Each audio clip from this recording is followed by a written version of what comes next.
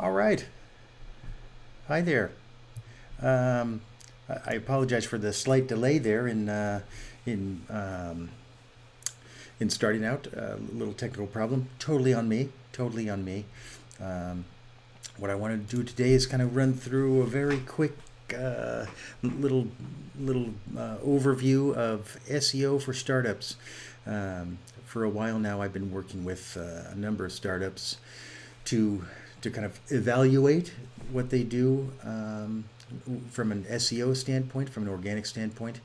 A lot of times, these startups are brilliant ideas, brilliant business people, and they actually while they have a wonderful business plan and they're building a wonderful product for the marketplace, more often than not, what I'm finding is that they don't have a basic understanding, a core understanding of how to approach SEO, which means then that all of the weight for driving traffic to their new website to get their brand awareness up, to get their users up, to get ultimately exit buyers interested and even aware of what they're doing, it relies on the constant stream of funding.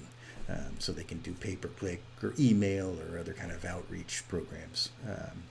So I thought, well, it might be interesting to kind of give a quick run through on some easy best practices, and more importantly, I think, is a way to think of a website in a very simple manner that removes the mystery behind SEO and just kind of helps you focus very easily on how to create a footprint that serves you from a business standpoint.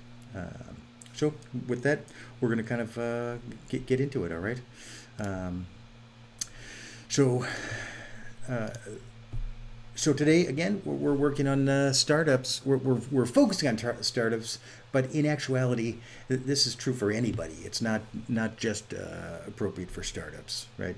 Um, it's appropriate for anyone, but especially for startups. There's a power of very simple SEO practices that will build that value, brand, and traffic to a website. All right, we're going to be looking today at a site that I work with. It's called Hiccup Pops. They make lollipops that cure hiccups. A lot of people have kind of chronic hiccup challenges, or they have them because they're going through chemotherapy, something like that. So Hiccup Pops actually developed this product that really and truly cures them very, very quickly and consistently. They say about 81% of the time. Fantastic, right? So I'm not picking on them. I'm just going to use these kind of folks as a quick example, right? So to kind of get into it, what we're going to talk about right out of the gate is kind of a couple of tools that we use in order to number one, understand an organic footprint, and then to kind of analyze it and then ultimately see what it's doing. So and again, we're going to use this particular site as our kind of our case study, if you will. All right. So the first thing that I do is I use something called Screaming Frog, and you just kind of enter in the URL of the website into this thing. If you have access to their Google Analytics and Search Console, you could plug that in as well. So this report becomes extremely comprehensive. And what this does is it walks us through very granularly the way that the footprint is built. So so this first tab, and I know it's tough to see on screen, it identifies all of the elements of the site, and then it kind of gives you granular detail about everything from page titles to H1 tags, H2 tags, image alt tags, meta descriptions, all that kind of stuff. So that's kind of our primary tool for gathering just the raw data that we look at on a site, and then we pop over to their analytics, and we kind of get an idea of through Google Analytics we get an idea of where their traffic is coming from, So over the course of time, where are people coming from? Are they coming in from paid search or organic search or social media? Um, from there, we can also dig into things like are they on desktop or mobile? What is the geography that they're coming from?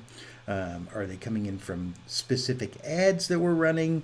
So a lot of detail about how people are finding the site, and then once they're on the site, what are they doing on the site?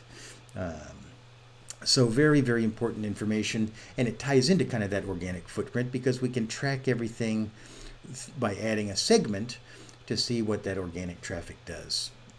And we can compare it to other traffic sources, right? Next piece of data that we look at, also very important, is the Search Console. So Search Console is how Google presents our site to web searchers. It is how people are finding us through various web searches. So significantly different from Google Analytics, but this is where we actually see the terms that people enter into on a search, in a Google search, that our site is returned as a result for. So for instance, in this little screenshot, you can see the second line down there is Hiccup Solutions. So in this case, it's the 97th average position nationally in the United States, and it has shown 8 times and had 0 clicks. So we can also find out kind of the average position from a more granular geography as well.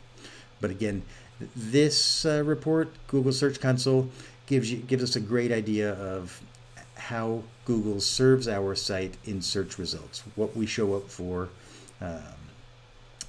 and what order we come in, what our search rank is on average. So that's kind of the tools, right? So again, we just to recap, Screaming Frog gives us, and again, there's other tools, but I like this one. It gives us a good kind of summary overview of a lot of data about our site. Google Analytics tells us what happens when people get to our site and how they use the site. And Search Console shows us how we are being found in Google searches, right? So that's kind of the technical beginning of it. It's kind of the information that we need. I always say, why bother doing something if you're shooting in the dark, right? If you don't even know what's happening with it, why do it? So to me, data is really what it's all about. Once you have that insight, you can kind of start responding to what you see in that and shaping that story, right? If you're seeing in those analytics and in that data that certain keywords are driving more impression but not much traffic, you can focus on building content that focuses on that and raises your average ranking so that people do start clicking on it. Right? So with that in mind, then this really becomes this next little section really becomes what I think is an important and a simplified way to think of a website and SEO, if you will, in a more user-friendly way than thinking there's some mysterious technology behind it, right? And how can you wrap your head around SEO, right? Or search engine optimization? How do you do that simply?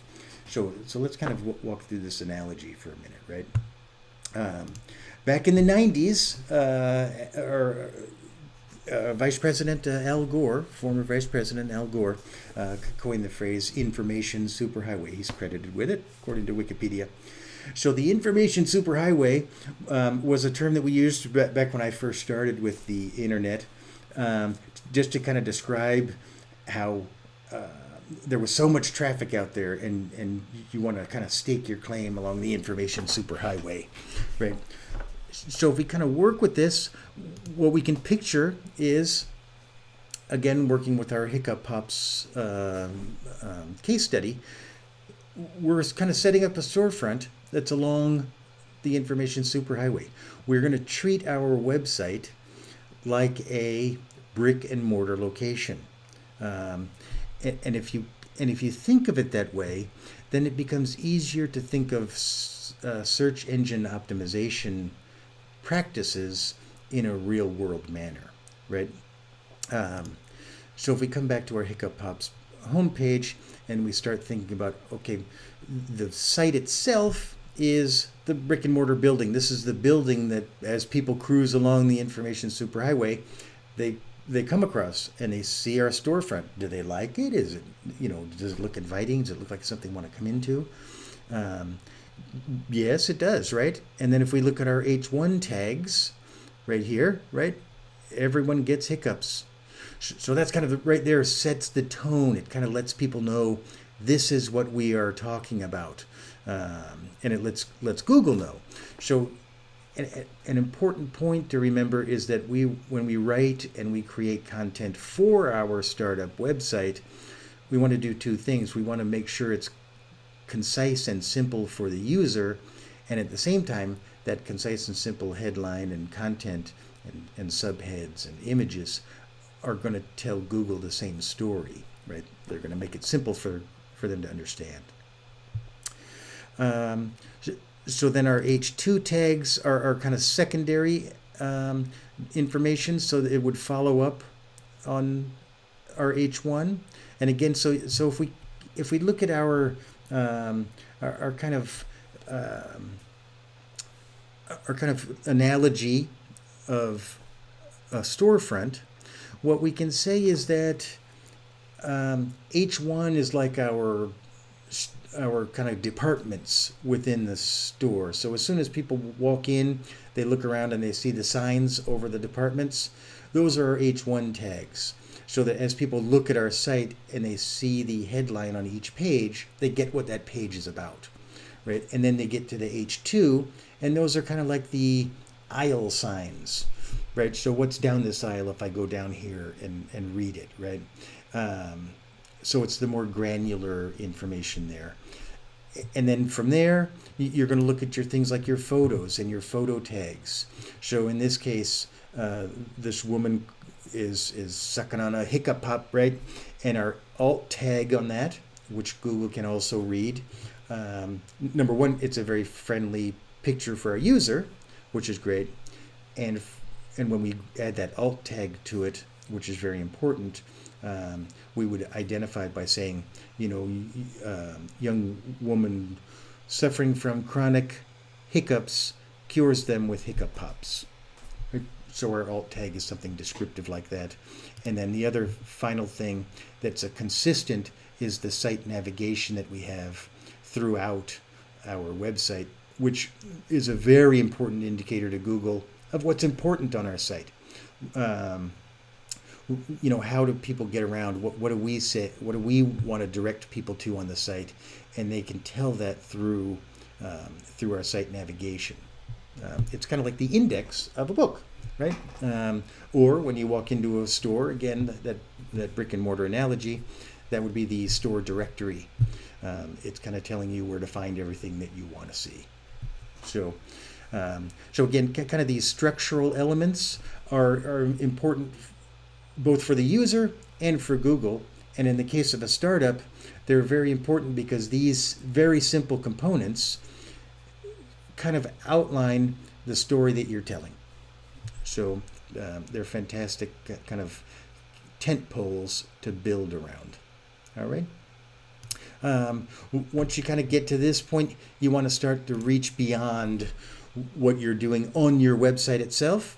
And you can supplement that organic footprint, which takes time to build, right? It takes time, it takes effort, it takes bandwidth to think about and to generate valuable content. So you do things like reach out on social media.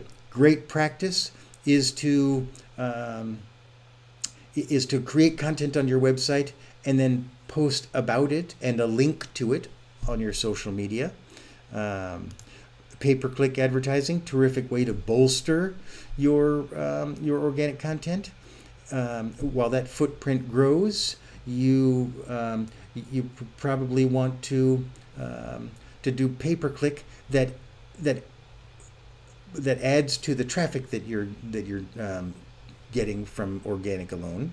You can do video ads, terrific way to extend your footprint as well, and you can do those through increasing numbers of ways. YouTube, YouTube TV, Hulu TV is now launching video advertising, so terrific way to continue to tell your story.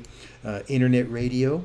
Spotify has a very easy to use self-service advertising platform, and so on and so on. So really easy to extend that footprint after you build it into your organic footprint itself. And the value of that organic footprint, just to kind of wrap up here, the value of focusing and building that organic footprint is that as you build it, and once content is built, it's going to continually drive traffic for you. It's going to be an evergreen source of traffic. I've got websites that were built 15 years ago. Some of that original organic content is still generating traffic today. So once you build it, it will perpetually drive traffic. Unlike paid activity, which as soon as you stop funding it, you're no longer advertising, you're no longer driving that traffic. So I hope this was interesting. I hope you found it helpful. And I'd love it if you kind of join me next time I'm out here. And if you have any questions, reach me at bill@clickawaycreative.com, bill@clickawaymarketing.com, or connect to me on LinkedIn. All right. Thank you very much. Have a terrific